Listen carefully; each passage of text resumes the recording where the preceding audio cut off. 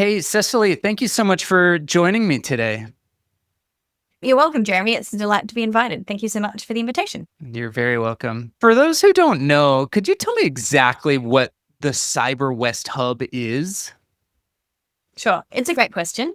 So my name's Cecily and I'm the director of CyberWest Hub. CyberWest Hub is an innovation hub that is generously sponsored by our state government through the Department of Energy and Economic Diversification and graciously hosted by Edith Cowan University. So we're created as part of a network of innovation hubs funded by state government to help support the diversification of the economy here in Western Australia. So our focus really is on the cybersecurity sector. We aim to grow the cybersecurity sector here in WA. When I started back in 2021, we really worked with about 16 companies on the day-to-day. Now we have over 83. We help those startups, scale-ups, small businesses who work in the cybersecurity sector grow and think about different opportunities, whether it be export, whether it be business development, whether it be connecting to a commercialization expert or perhaps connecting them to a researcher at Edith Cowan University. That's the facilitation role we play. We also look at some other pretty gritty cyber problems for Western Australia. We are going to have a skills gap nationally, but also in WA for cybersecurity professionals in the workforce. So we do support students in their cybersecurity journey, connecting them with industry, with mentors, running an event monthly called Students of Cyber, which really helps students develop those softer networking skills and helps industry recruit the best of the bunch, because you really get those engaged students who are passionate about their career in cyber. And then we look at gaps left by the market, those community events where cybersecurity could be neglected. We know that scams are increasingly difficult for our older senior citizens to navigate. It's with AI, everything's just getting harder to spot. You know, the emails are slick, the logos are perfect. So how do we actually help everyday citizens in WA improve their cybersecurity and safety? So we have cyber as a life skill and community events as part of our DNA. We run an event called Scams and Scones, which is kind cyber safety education for senior citizens. We also look at how we can bring cyber to different communities who may not be thinking about it. So I've spoken to conveyancers or at medical conferences, making sure that we're delivering that cyber education in spaces that may not be there otherwise. So yeah, we're an innovation hub. We try to do things differently, and we're really a convener and a connector. It's amazing. That's so fascinating. Now, you launched the WA Cyber Capability Directory and the Education Directory last year at the 2025 Summit. What was it that these were solving that didn't have a solution prior to you launching these? So one of the questions that I get all the time is, how do I choose a cybersecurity business? I'm this many people, I'm this size, these are my problems, who do I go to? I Googled and it was overwhelming. So cybersecurity still is working through its professionalization at the moment. So it's unaccredited. So say a locksmith will have an accreditation, whereas at the moment, cybersecurity professionals have lots of education, but they don't have that professional accreditation body at the moment. So sometimes it's hard to choose which provider you go with. How do you know that they're going to be able to help you? So we developed the Cyber Capability Directory to address some of those issues and to use it almost as a procurement tool and a communications tool, because our community has grown from 16 odd, 20 odd companies to over 80. And we're seeing that interest from both national and international cyber companies in the WA market. So this way we can say, these are the people that we know in WA. These are the people who specialize in incident response or data recovery or cybersecurity education. If you're going to invest in your team, who are the best educators? We can connect you to them. So that was really putting who we have in the WA shed in one place. So a really useful communications tool for both industry and government. Also looks at some of that sovereign procurement. Since COVID, we have seen that wave of interest in buying local. So if you did want to choose a homegrown WA provider, the capability directory makes that quite easy. You can see who was homegrown and who's from interstate and who's international. So that's your choice as a consumer. And similarly, there's so much going on in the cybersecurity education space. There are lots of different actors, lots of different volunteering opportunities, after school activities, school holiday programs. and so many new pathways into the career, working with the different TAFEs and the different universities. We were fielding a lot of questions, particularly from career counsellors and teachers in secondary education who are looking for opportunities for their students who are interested in cyber. How do I give them the most up-to-date information? And because we work with all of the TAFEs and all of the universities, we put all of the information in one place. So we updated that last year, and that similarly is a very useful communications tool, because if I bump into a parent who's, my son's really interested in cybersecurity, or my daughter's thinking about doing digital forensics or perhaps counterintelligence and terrorism, I can give them this document and say, these are some ways that they could pursue a career in cybersecurity. Here are some of the ways they can develop their skills. So that sort of solves that problem of understanding all of the different things that are out there and matching people with the resources they need. So those are the two documents we have at the moment.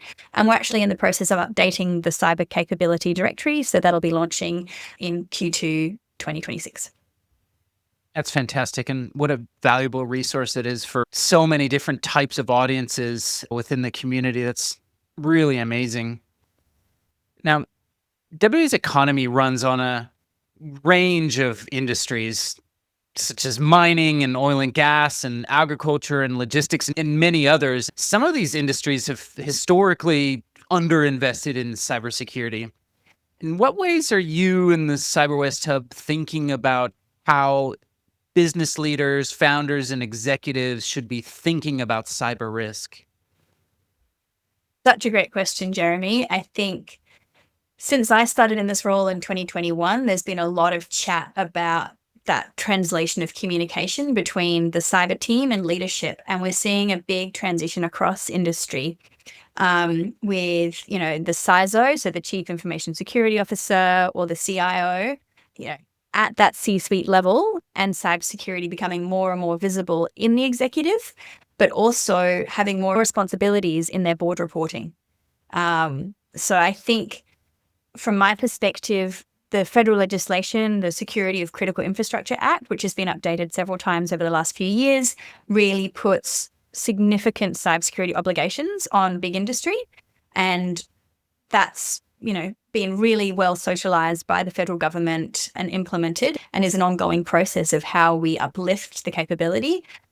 I think the way that you get people to care is through storytelling. Cybersecurity, my theory is that when it first began, many tech developments, to make it seem interesting and exciting, you use very difficult or complex language. It's opaque. It's the mystery inside the box. Makes it easier to sell. It makes people more excited about it if you don't quite understand it. So for me, cybersecurity has this sort of cloak over it. It is quite difficult to understand some of the key concepts. Some of the language is really difficult, and so forms a barrier for the everyday business person. So I think using plain business language to talk about cyber risk as just any other business risk you have to manage. You may not be able to reduce it to zero. We know that, but you can mitigate it. Similarly, you have to do fire drills. At this point in time, you're thinking about cyber drills. How do you run an incident response planning program so if something bad happens, you are prepared? You've got your communications for the crisis in action. You know what to do. You've got the backup systems in place, and you test it with your leadership. Things like that. So being able to tell good stories that make sense to your audience and translate cyber speak into everyday plain language, I think, is the way we get people to change their cyber behavior.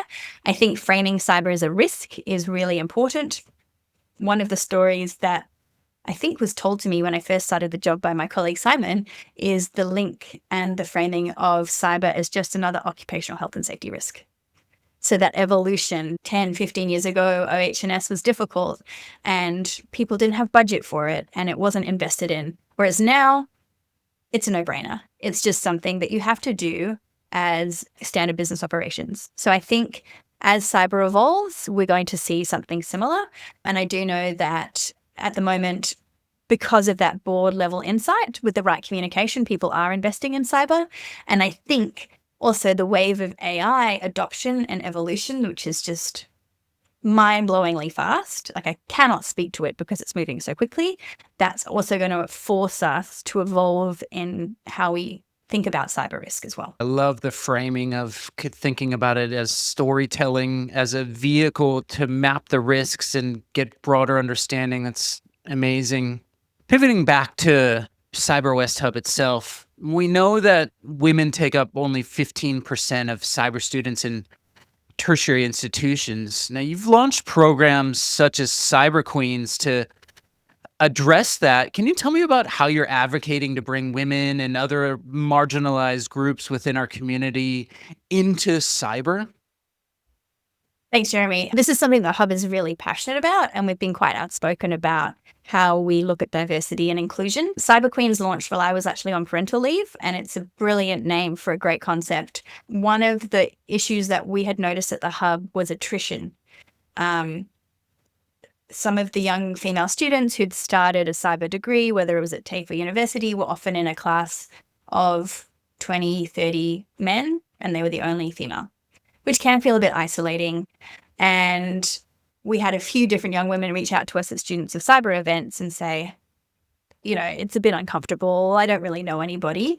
So the idea of creating a safe space for a little bit of solidarity, because we all know that it's easier to study in a community. It's easier to be with people who are slightly like you. So creating those safe spaces where we can support and empower those students to, I guess, think critically about how they're trying to change things and how we can support them in that journey and try and reduce that attrition that we were seeing at the beginning of each semester. Similarly, in the workforce, the data says 25% of women in the cyber professional workforce. I think that's overestimating it slightly. So we advocate for female professionals, from all different backgrounds and underrepresented communities. We try and walk the talk. So CyberWest Summit, you mentioned, where we launched the WA Cyber Capability Directory in 2025. We've been running that on and off since 2021. And since 2023, we had 44% female speakers. So we try and do better than the industry average. We make sure we showcase people because they're brilliant, not because of who they are or what they look like. So if somebody asks me for an operational technology expert, I can give them a list of great experts, and some of them happen to be women. We have an amazing Indigenous founder called Gohar Rind. He doesn't need to speak about being an Indigenous founder. He can speak about what he's an expert on, which is OT. So making sure that people are celebrated for what they know as well as who they are, something that we try and do at the Hub. We also have been working with a wonderful woman called Angela Kamaru, who recently launched a network called Warembo No Cyber. And that is a network of professional women of colour in cyber, which is a particularly underrepresented community. So she piloted her concept and it was an overwhelming success. And so that's Angela's concept, but we really want to help support her and see that thrive, because those communities have power. And that's how we can create a safer space for everybody to work in the cybersecurity world. The way I frame it is, if you're building a survivor team on an island, you need people with different life experiences. We know that we need somebody with a medical background or somebody who used to be a nurse. We need somebody who used to be an engineer. And so all of those different brains and how they work, the different life experience, neurodivergence, that's the crack team that we need for cybersecurity to keep people safe. So that's how I try and frame it when I'm talking to people. And we also know that if you're from that community, sometimes it's easier to connect with the content. So if you're trying to upskill a bunch of nurses, having a nurse who's really passionate about cybersecurity, who knows your day-to-day, can help really improve that. So I think inspiring people with different life experience to think about cybersecurity is really important, and that's something that we try and do. These are incredible initiatives and very inspiring for me that you're really looking to make an impact here. Now, for WA-based cyber startup founders who are looking to grow their cyber business, how do you advise them? What do you tell them? That's a really great question, Jeremy, and possibly slightly tricky. Thinking about this one, the hard/easy answer is always, it depends. I think mostly understanding which bits of cybersecurity they want to focus on, because it can be a lot of different things for a lot of different people. And I think also focusing on their target user and understanding actually who's their user and who's their customer, I think is really important.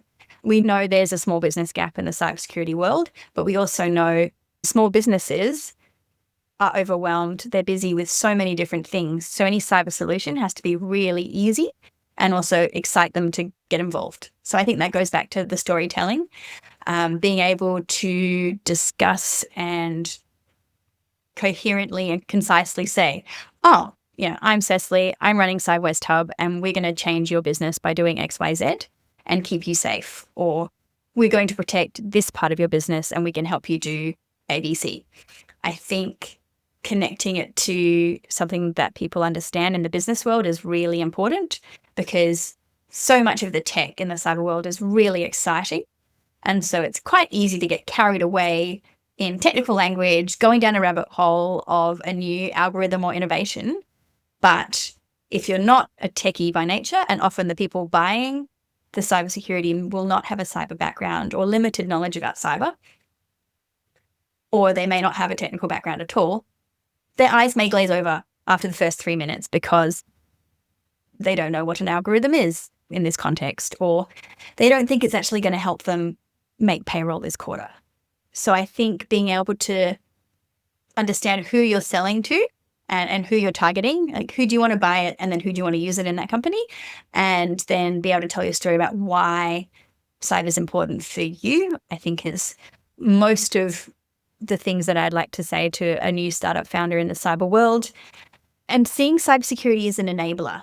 Often in large organizations or even in a small business, cyber can be the thing that limits how you do something. It's turning off for permission. It's saying no. It's you can't install this. You can't download that app. It's the department that says no.